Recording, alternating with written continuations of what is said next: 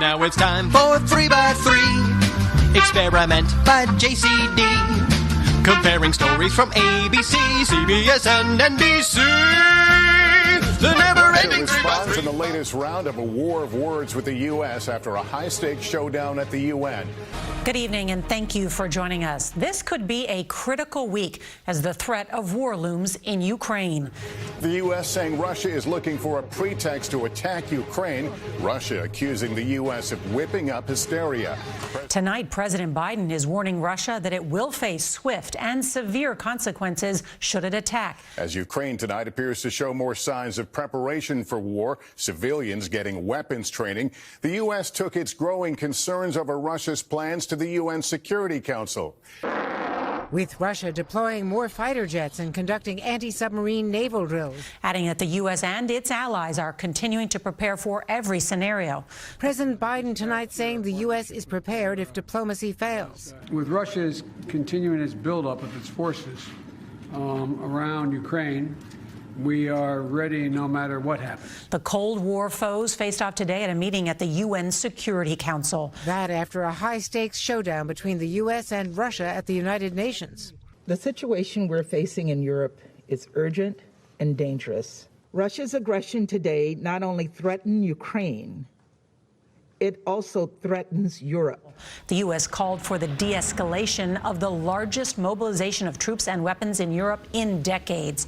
And Russia tried unsuccessfully to block the meeting before it even began, insisting it does not plan to invade Ukraine. U.S. officials say there is new evidence that Russia intends to expand its presence to more than 30,000 troops near the Belarus border. NATO Secretary General warned that Russia may use joint training exercises with Belarus, set to begin in 10 days as a disguise to attack. Russia's ambassador today accusing the U.S. of trying to, quote, whip up hysterics. This is of great harm, this hysterica, to Ukraine itself. We fully understand that the desire of our American colleagues to whip up hysterics. But Ukraine challenging Russia.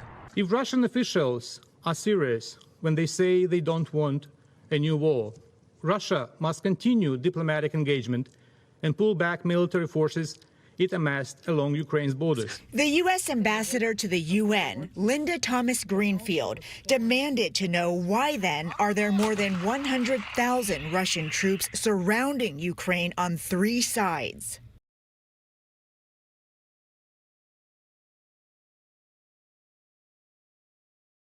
Imagine how uncomfortable you would be if you had 100,000 troops sitting on your border in the way that these troops are sitting on the border with Ukraine. In Congress, there's a bipartisan bill to impose sanctions on Russia, including measures that could go into effect immediately. Breaking news. This CBS News has learned Russia just delivered a written response to a U.S. proposal aimed at lowering those tensions. And, Andrea, we just learned that Russia has now sent new written responses to the U.S. Do we know what they said? Well, Lester, it's a response to the U.S. arms control proposals to de-escalate the crisis, and that's going to be the subject of Secretary of State Tony Blinken's planned talk with the Russian foreign minister tomorrow. CBS's Weijia Zhang is going to lead off our coverage with the news at the White House. Good evening, Weijia. Good evening to you, Nora. Tonight, the Pentagon is seeing increasing Russian military activity all around Ukraine. In fact, that is what led to the showdown at the UN between Russia and the U.S., which comes as civilian volunteers across the country, some with no military experience, are training to fight the Russians, armed only with these stand-in plywood rifles.